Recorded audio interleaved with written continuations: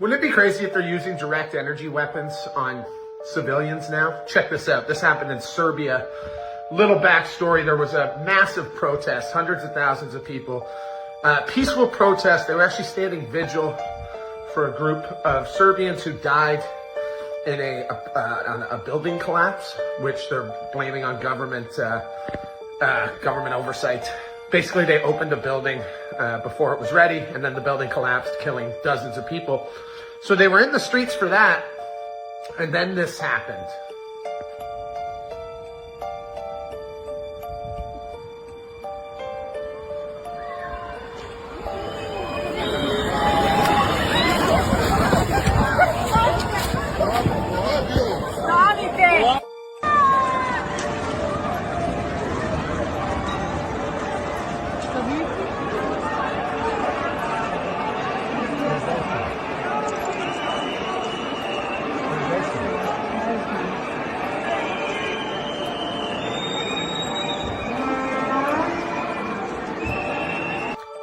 Pretty horrific.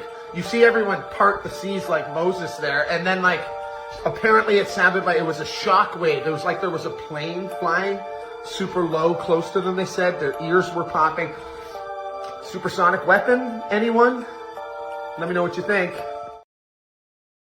No, what they're talking about there is a microwave weapon, folks. Basically cooks you from the inside out. This kind of stuff should not be used. There's another one that they use. It blasts out real high pitched sounds, but that I didn't hear high pitched sounds out of this one. So basically, it was microwave. And that's going to everybody out of the way real quick. Breaking: Virginia Giuffre's dead man switch activated. I have been murdered. This real Epstein list. Whew, I think she's going to unleash it now, or actually, her switch is going to be doing that. Virginia Giuffre's father. My goodness, can you imagine being this man? I've said prayers for this guy. I couldn't imagine being her father. Anyway, on with it. Virginia Giuffre's father denies suicidal narrative, demands full independent investigation into her death. Imagine seeing the picture of your daughter beat like that, knowing what happened to her, and now she's dead. This is not what America's all about. And this guy over here, he's got to come to know a little bit of justice. That's simply not right.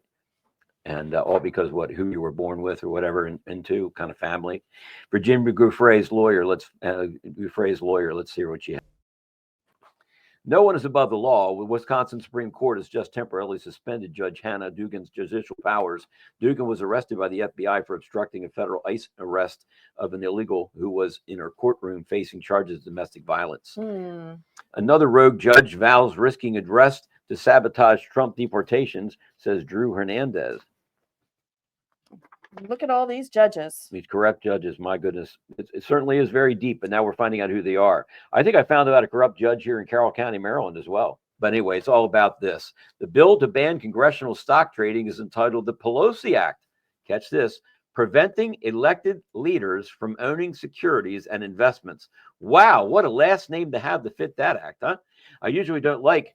This explains why CBS didn't air the full version of this interview with Secretary Rubio. That soundbite a moment ago from Donald Trump talking about training guns on the face of Liz Cheney. That's not what he said, Mario. You guys know that. Come on. I mean, everybody knows exactly what he was saying. What he was saying is, you're so much in favor of war. You played a piece of the soundbite because in another piece of it, he said he would give her a gun to go stand in conflict as well. You don't normally give a gun to someone that's going to be facing a firing squad, which is what much of the media made it sound like. The point he was making is not a new point. It is a point that has been made by people in both parties for decades, and that is, you're all for war, and it's easy to be for war when you're in some fancy building and you're safe and sound in Washington, D.C. Let's see how much you are for war when you yourself get deployed into combat. That's the point that he was making. That he uses language that maybe is not what we typically hear from someone that works at a think tank, but I think it's truly not just unfair, it's egregious.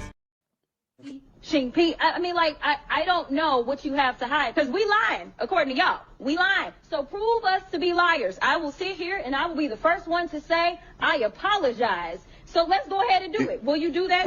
I find it rich that the other side of the aisle is suddenly concerned about corruption and ethics. Whenever President Biden just gave his son a 10-year blanket pardon for foreign influence peddling and whatever else he was doing while high on whatever drugs with whatever prostitutes. I also find it rich that all of a sudden the other side has some problem with successful businessmen being involved in politics whenever you guys are the party of George Soros, of Bill and Melinda Gates, of Sheryl Sandberg, of Mackenzie Bezos, of Taylor Swift, of so many other billionaires across the country, as well as every woke, weird pervert in Hollywood. I find this incredibly disingenuous. I think the reality is that the Republican Party under President Trump has a very clear mandate from voters, and you guys don't like it because voters rejected everything you stand for and every policy that you've shoved down the American people's throats over the past 4 years, whether it's open borders, a failing economy, raging inflation, this weird woke stuff that you guys have been shoving down our children's throats. And the voters rejected you and they welcomed our party. So with that, I yield my time, but I find this conversation incredibly rich from the other side. And the terminology for that one is he ate and left no crumbs. Where are we? Did you say that? Senator, I don't recall the statement, but it is something I may have said in that context. You think it happens every single day?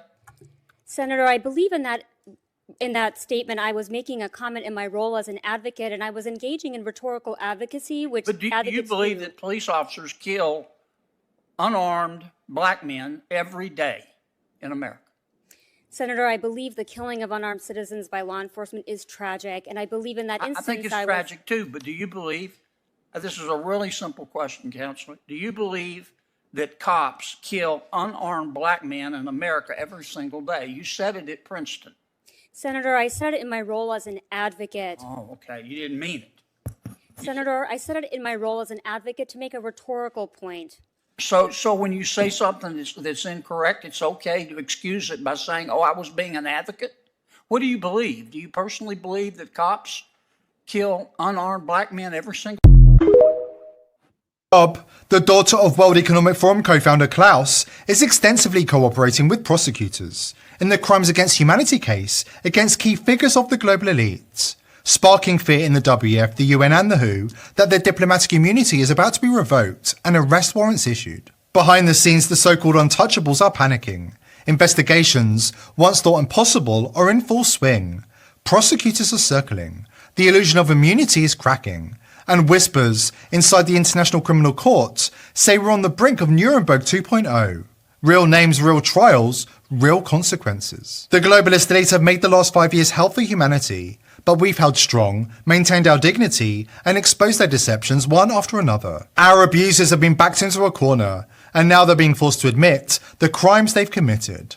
They want us to forgive and forget. But we the people are not going to let that happen, because this isn't just about justice, it's about reckoning, and it's closer than they think.